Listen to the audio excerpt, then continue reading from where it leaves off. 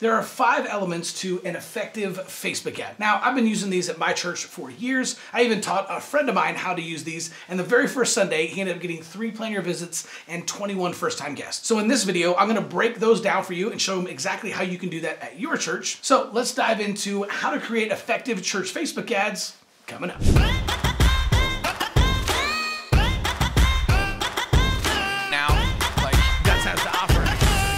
Hey, what's up, y'all? My name is Chris Abbott, but all my friends just call me Abbo. And I've been helping churches with Facebook ads and social media for the last 7 years. And the biggest difference is I don't just teach this stuff, I actually do it. So what we're gonna be doing is I'm gonna walk you through the 5 elements of an effective church Facebook ad. I've taught these to churches all over the country. I've been using them at my church and at my friends' churches for years. And these work really, really well as long as you always adhere to the 5 things. So let's dive in and get started. All right, now the first one is the creative itself. So the way that people actually see a Facebook ad and the way that they process it in their brains is the first thing that actually gets them to stop the scroll is the creative, meaning either the picture or the video in the ad itself. The second thing they do, if that piques their interest, is they look down and see the actual headline, and then if they're still interested, they'll scroll up and they'll actually start to read the Facebook ad. So it's important to understand that and to know that the first thing that they're gonna see that's gonna actually grab their attention and determine whether or not they keep scrolling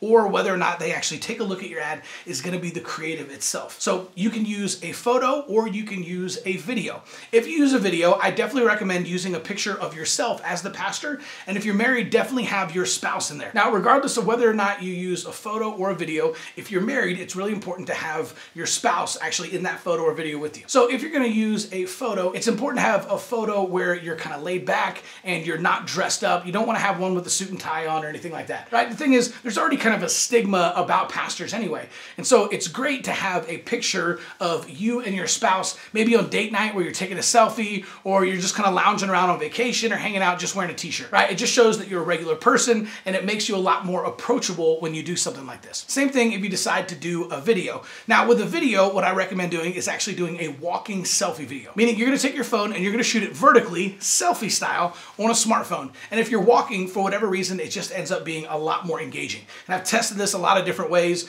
right? You can still just sit there and do a selfie video and it'll perform okay. But if you're walking, people are gonna be engaging with it. They're gonna be looking at the background and that kind of stuff, right? So it's gonna help a lot. Now, if for some reason you decide you can't walk and talk and you're like, man, Abbo, I just can't do it, then no problem, but make sure you don't make the mistake of just shooting a selfie video up against like a brick wall or something. One, you're probably gonna have kind of a weird audio echo, but number 2, it's just not very engaging, it's not very interesting, right? So it's better to actually stand on Main Street or to stand out in front of your church, but to actually have some depth of field in the background so that people are gonna be looking around trying to figure out where you're at or where in town you are. Hey, is that Main Street? It's just gonna make it a more interesting video, which means people are going to watch longer. It's important if you do a video, you don't want any lower thirds on there, you don't want your church logo, you don't want motion graphics, you don't want background music, right? None of that stuff.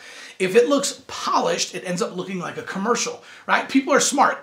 We've conditioned them now to just kind of scroll past advertising. And so if you try to make this video look like a commercial or look polished, right? You say, hey, man, we do everything with excellence. We're gonna shoot this on a real camera. We're gonna have lower thirds. I'm telling you, you're gonna be disappointed with the results. It will convert much, much better if you have this as an unpolished selfie video. All right, the second element is the headline itself. So remember, people are gonna be scrolling, they're gonna see the creative, and then they're gonna read your headline. And if your headline is compelling, then they'll read the rest of the ad and they might take action. So it's important to think through the headline of exactly what we wanna do and how we wanna identify the people that we're trying to reach in the ad. One of the things that I've seen that helps to grab attention is using emojis in the headline itself, right? So you don't wanna overdo it, but if you use 1 or 2 emojis, this kind of helps to just differentiate it and kind of makes it stand out a little bit. Now, depending on what it is that you're advertising, whether you're promoting a church event or you're trying to get people to come to your Sunday morning service, or maybe you're promoting a new sermon series that you have, right? Emojis are really good,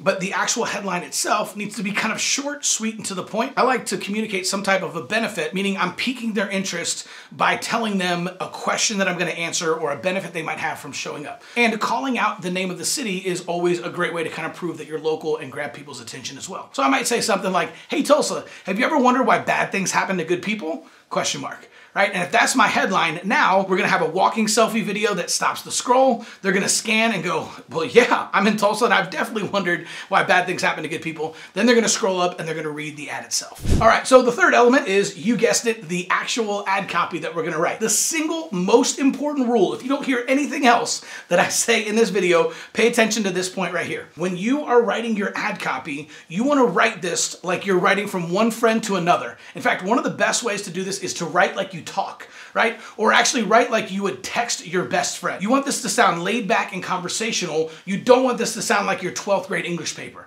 right? A lot of churches make this mistake and they try to sound too professional, right? But nobody speaks to each other in a professional manner, but that's not gonna identify with anybody. You're gonna grab people's attention and engage them if you simply write like you talk. Now, my friend Aaron Butler says that your ad needs to stop the scroll and touch the soul. Now, I love that because we've got the creative, which is gonna stop the scroll, right? We've got our headline, which is gonna pique the interest, but now we need to make an emotional connection with the person who's reading our ad through the ad copy. One of the best ways to do that is to, again, use a couple of emojis throughout your ad copy. It just kind of makes it light and playful. And finally, make sure you end your ad with some type of next step, right? Something like, hey, click on the link below and plan your visit on the next page, right? Something where you're telling people the action that you want to take. You want them to click on the ad, you want them to plan a visit or register for a marriage conference or purchase a ticket, right? Whatever it is, you want to tell people the next step that you have, and that should be the last part of your ad copy. All right, element number 4 is your destination. Now, I recommend one of 2 destinations. The first one can be your website, and I specifically recommend creating a dedicated landing page where people can land and actually learn more about your event, your church, your Sunday morning service, whatever it is that you're actually inviting people out to. I like having a single call to action on that landing page, and for me, 99% of the time, that is plan your visit now. And also like using something like Text in Church because they have a phenomenal plan a visit feature using their software. I love it. Right? The second type of destination that you can use is Facebook Messenger.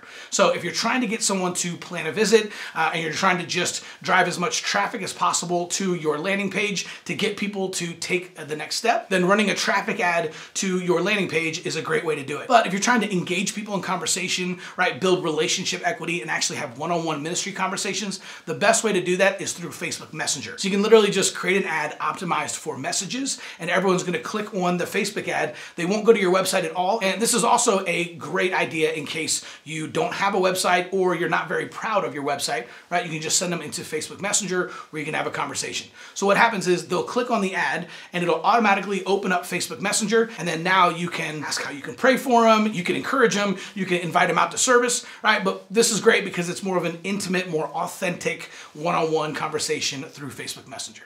Okay, so before I get to my last point, make sure to subscribe to this channel. We're putting out brand new content every single day, 5 days a week, with practical tips and strategies on how you can grow your church and reach more people for Jesus. So make sure to hit that subscribe button and that little bell notification. That way you get notified every single time we drop a new video. All right, number 5 is the targeting. So now we built the creative, right? We have a headline that's gonna grab their attention. We created ad copy that's gonna make an emotional connection with a next step. And then we figured out our destination, whether or not we're going to the website or to Facebook Messenger. Now what we need to do is make sure that we get the targeting set up correctly. Now, this is the biggest mistake that I see people make, but it's also actually the easiest, right? So what happens is people tend to over-target, right? There's all these different targeting options out there on the back end of Facebook, and it can be really fun to start playing around with them and doing all these different things. But what happens is the more targeting options you use in your ad, the smaller your audience gets. Right? So you don't want to do that. What you want to do is you want to keep the audience large and you want to reach as many people who live within driving distance of your church as possible. So what I recommend is leave the targeting wide open. Just drop a pin on your church and then pull out a radius that's driving distance of your church. It's going to be different for every church depending on what part of the country you live in, but typically it's probably on average about 10 to 15 miles, right? Maybe a little bit more if you're in a rural area, maybe a little bit less if you're in like New York, LA, Chicago, Las Vegas, but typically it's going to be in that 10 to 15 mile range, and then leave everything else completely wide open. Everybody between the ages of 18 and 65 plus who live within driving distance of your church. All right, so here's the deal. I'm going to give you a bonus number 6. Now, this actually isn't one of the 5 elements, but this is a factor that's really, really important and will help determine how many people you reach and how many people end up showing up on Sunday, right? So your bonus number 6 is the budget. Now, this is one of the questions I get asked the most about church Facebook ads is people people will say, Abbo, how much do Facebook ads cost? Right? Well, if you've never run a Facebook ad, the great thing is that you actually get to determine how much they cost. There's no set price tag. You get to choose a daily spending limit, and whatever that is will determine how many people Facebook will show your ad to. So obviously, the more money you pay Facebook, the more people they'll show your ad to.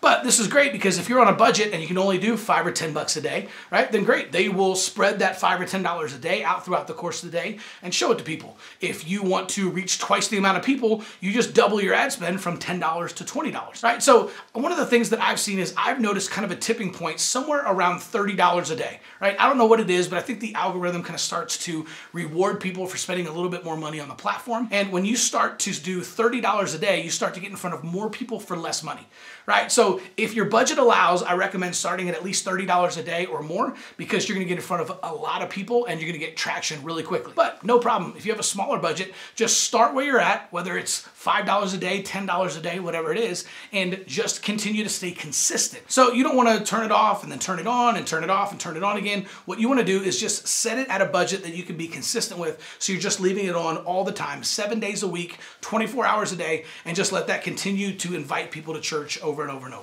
Okay, so if you like this video and you want to learn more about how to use effective Facebook ads to grow your church, well, head on over to churchgrowthagency.com. We've got a free video over there that's going to outline a strategy that has been working wonders in this post-pandemic world. So head on over to churchgrowthagency.com or click on the link in the description below. I hope you're having a phenomenal day. We'll see you soon.